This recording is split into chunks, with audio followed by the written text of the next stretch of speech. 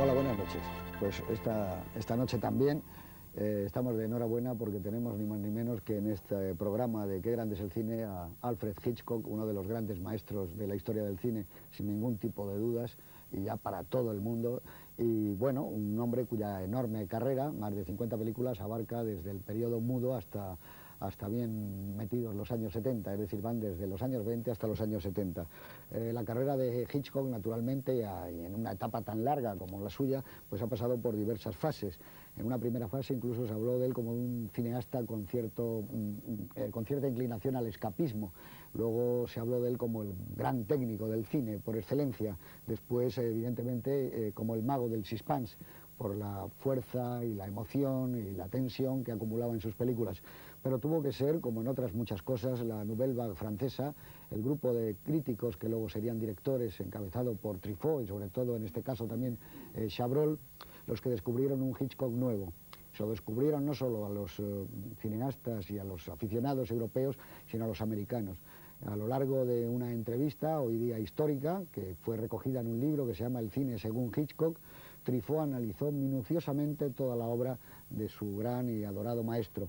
Y bueno, pues en esa obra vista hoy nos damos cuenta de que hay casi una docena de películas que podríamos llamar maestras. Como ejemplo de lo que digo, y es curioso, algunos, y me parece que luego podrá hablar de ello Juan Miguel Lamet, que está hoy aquí, fueron testigos que en el Festival de San Sebastián se llevó la película Con la muerte de los talones, North by Northwest, y naturalmente no tuvo premio. Esto es un ejemplo de lo que significaba Hitchcock en los años 50. Un director conocido, un director famoso, evidentemente, tanto como Cecil B. DeMille, pero no todavía con la categoría de autor que tiene hoy. Evidentemente, después de morir Hitchcock, con 80 años, en los años 80, pues casi una docena de libros empiezan a hablar tanto de su cine como de su biografía, que sigue siendo un misterio, aunque no tanto en las claves que da en sus películas. Una biografía compuesta por muchas películas de un observador, incluso yo diría casi de un mirón. Y en esta película que vamos a ver ahora, para mí la más importante, hecha en blanco y negro, que es Encadenados, y una de mis dos favoritas, la otra sería Vértigo, naturalmente, pues creo que está muy claro ya esa iniciación hacia contemplar a sus personajes desde otro punto de vista. Yo siempre he tenido la sensación, cuando veo una película de Hitchcock, como si la viera a través del ojo de una cerradura, como si la estuviera viendo en un lugar un tanto especial. Vamos a hablar de Encadenados y creo que vamos a hablar también de otras películas de Hitchcock. En cualquier caso, es inabarcable su obra y incluso yo creo que corre el peligro de que la mayoría de sus exégetas o de sus aficionados o de los que nos gusta tanto el cine estemos profundizando a lo mejor demasiado y hay que empezar a pensar que conviene salvar a Hitchcock de los propios aficionados, ¿no? Bueno, Juan Cobos, buenas noches. ¿Vas a hablarnos de Encadenados? Sí, yo voy a hablar de Encadenados y voy a hablar de Hitchcock, porque de Encadenados sé que después vais a hablar mucho todos y entonces porque nos gusta mucho. Va a ser mucho. Pero Encadenados es una película muy típica y clave en Hitchcock, porque es la primera vez que él consigue ser productor y director. Y productor en el sentido americano, como es lógico, no es el que pone el dinero, sino el que toma decisiones claves en la película. Antes, en el rodaje y después del rodaje, que es una vieja cuestión que él traía siempre en su lucha con Selznick. Eso por un lado. Después Encadenados tiene cosas tan maravillosas como la primera pareja que forman Cary Grant e Ingrid Bergman, y que es un encuentro sensacional que se mantiene todo el tiempo a pesar de que la película sufre muchas dificultades hasta que se llega a hacer. Incluso Selznick llega a vender el proyecto porque no llega a creer en ese tema del uranio un poco antes de que estalle la bomba atómica. Después tiene la gran faceta de que está Ben Hedges y Hitchcock trabajando en el guión y trabajando muy a fondo, incluso con Clifford Odets en una última revisión. Y luego esta película, que se rueda en Estados Unidos y que sucede casi toda ya en Brasil, en Río de Janeiro, tiene como operador de todas esas transparencias nada menos que a Greg Toland.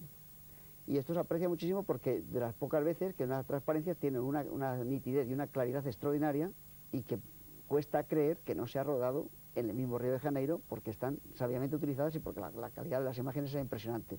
Entonces el gran operador de Wells y de Ford y de William Wyler se hace ese trabajo que no es ni siquiera menciona los títulos de crédito y lo pone a disposición de la película. Y luego es para mí, y para mí y para mucha gente, la gran historia de amor de Hitchcock, que tiene varias muy importantes, pero esta, como Vértigo y como Under Capricorn, que es Atormentada, y algunas otras varias, pero esta es una película romántica impresionante, que por eso le gustaba mucho a Truffaut. Es decir, que Hitchcock y Hawks revolucionan todo el sistema de la crítica, porque incluso producen un cierto distanciamiento dentro de los de Cahiers, donde en una ocasión concreta, André Bazin le dirige una carta a sus jóvenes discípulos y les achaca ser Hitchcock-Hawksianos. ¿Por qué definen esto? Pero ya hay un número clave en la historia de la revista, que es el número 39, que todo el mundo nos acordamos de ese, porque es el número dedicado a Hitchcock, muy al comienzo de la revista. Y después Chabrol y Romer hacen el libro famoso del 57, donde ya defienden abiertamente una visión nueva, y eso lo continúa Truffaut. Porque Truffaut tenía la ventaja de que, además de los Cahiers, tenía un contacto muy directo con el público a través de las páginas de Arts, del semanario, donde él realmente establece mucho más incluso que de los Cahiers. Bueno, está claro que te gusta muchísimo, ¿no? Que hay una gran emoción. Sí, yo una vez hablé largamente con Hitchcock y me contó cosas muy divertidas de cómo era él y que daban una idea de cómo se portaba en la vida. Y dice que una vez viajaba en un tren con un productor de Hollywood y le dijo: Alfred, ¿y usted va mucho al cine? Y dice: yo nunca voy al cine. Entonces el productor, muy sorprendido, dice: ¿y de dónde sacas todas las historias? Un poco es el Hitchcock así.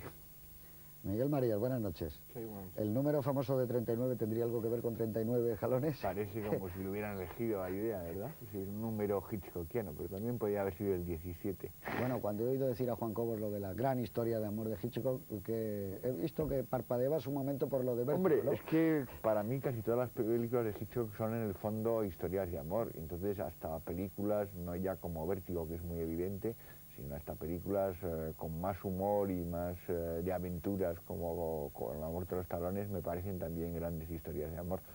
Lo que pasa es que en esta es una de las que lo hace de una manera más explícita y más centrada, ¿no? Porque realmente toda la historia de espionaje es un puro MacGuffin, y aquí lo que hay es una historia de una pareja que lucha por consolidarse y al mismo tiempo de una relación de triangular con un tercer enamorado en discordia, que en el fondo es mucho más simpático que el personaje de Cary Grant, que es el de Claude Rains.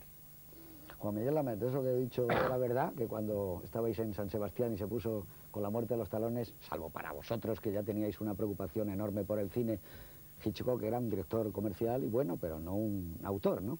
Hitchcock, sí, buenas noches. Hitchcock en aquellos años era un director que le gustaban los exhibidores, porque sus películas daban dinero, pero no a la crítica. Hitchcock pues era un director simplemente comercial. Yo quisiera abundar en algo que ha dicho Juan y que es muy interesante, que ha insistido Miguel, es en lo de que Encadenados es una historia de amor, que todo el cine de Hitchcock de alguna manera es una historia de amor. Pero yo creo que esta es la primera vez, o la única vez, ya después me desmentiréis probablemente, que Hitchcock está a favor de la mujer en la película. A lo largo de toda la película se nota su simpatía por el personaje de Ingrid Bergman y no su simpatía por el personaje que hace Cary Grant. Hitchcock era un tanto misógino. Indudablemente en sus películas las mujeres no salen del todo bien tratadas, y sin embargo esta película, que además se llama Notorious, vosotros que sabéis bastante más inglés que yo, sabéis que eso significa no solamente notoriedad, sino mala fama, es decir, que escandalosa. O sea que la historia está montada sobre que ella es una mujer que tiene mala fama. Entonces yo quisiera que los espectadores, que están acostumbrados a ver el cine de Hitchcock como nosotros, se dieran cuenta un poco al ver la película, se fijaran en una cosa que yo quisiera hablar después durante el coloquio. Es cómo Hitchcock consigue en sus películas que se sepa lo que está pensando cada personaje en cada momento. Bueno, ¿y crees que es una historia tan romántica como decías hace unas semanas de Casablanca, en esa línea? Sí, es una historia tan romántica, pero es de un romanticismo femenino. De un romanticismo femenino, y naturalmente también tiene otra cosa que se ha visto muy pocas veces, y es que el enamorado número uno, en este caso Cary Grant, empuja a la cama hacia la mujer que quiere, hacia el enamorado número dos, que es Claude Rains, con lo cual la historia tiene también esa turbiedad maravillosa de Hitchcock. Con todos ustedes, Encadenados. Cuando le llaman a Claude Rains. Y para centrar, si os parece, como viene siendo normal, Vamos a decir que la película Encadenados está producida en el año 1946 y ese año, entre otras cosas, ocurrieron en el mundo que Perón fue nombrado presidente de la República de Argentina, que muere Largo Caballero y que se inventa una nueva técnica para la impresión y la grabación de discos, que es el microsurco. Por cierto, ya en esta película sale un disco que se le aproxima bastante al invento, lo cual no tiene nada que ver en premoniciones, porque ya hemos visto lo del uranio, que luego hablaremos de ello. Muere Gertrude Stein y un niño prodigio de Mallorca, Arturo Pomar, se proclama